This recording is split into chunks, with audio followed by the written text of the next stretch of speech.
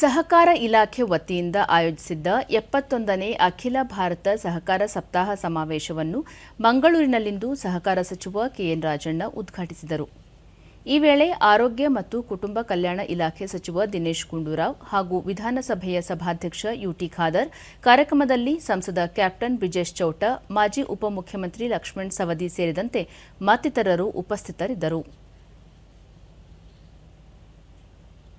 ಬಳಿಕ ಸಚಿವ ಕೆಎನ್ ರಾಜಣ್ಣ ಸಹಕಾರ ರಂಗ ಪಕ್ಷಾತೀತ, ಜಾತ್ಯತೀತ ನೆಲೆಯಲ್ಲಿ ಕಾರ್ಯನಿರ್ವಹಿಸುವ ಮೂಲಕ ಬಲಿಷ್ಠ ರಾಷ್ಟ್ರಕ್ಕಾಗಿ ಶ್ರಮಿಸಬೇಕಿದೆ.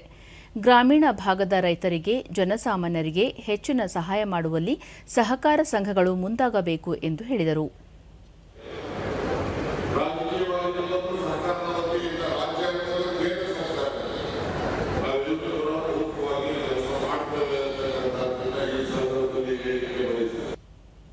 ದಿನೇಶ್ ಗುಂಡೂರಾವ್, ಸಹಕಾರ ಕ್ಷೇತ್ರದ ಕೊಡುಗೆಯಿಂದ ಕೃಷಿ, ವಾಣಿಜ್ಯ, ಉದ್ಯಮ ಕ್ಷೇತ್ರಗಳಲ್ಲಿ ಕ್ರಾಂತಿಕಾರಿ ಅಭಿವೃದ್ಧಿ ಸಾಧ್ಯವಾಗಿದೆ.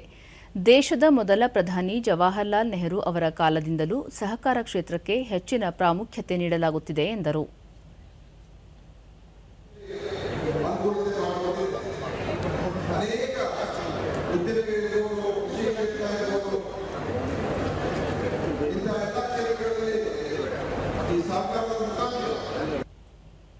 ಯುಟಿ ಖಾದರ್, ದೇಶದ ಆರ್ಥಿಕ ಸ್ವಾವಲಂಬನೆಗೆ ಸಹಕಾರ ರಂಗದ ಕೊಡುಗೆ ಅಪಾರ.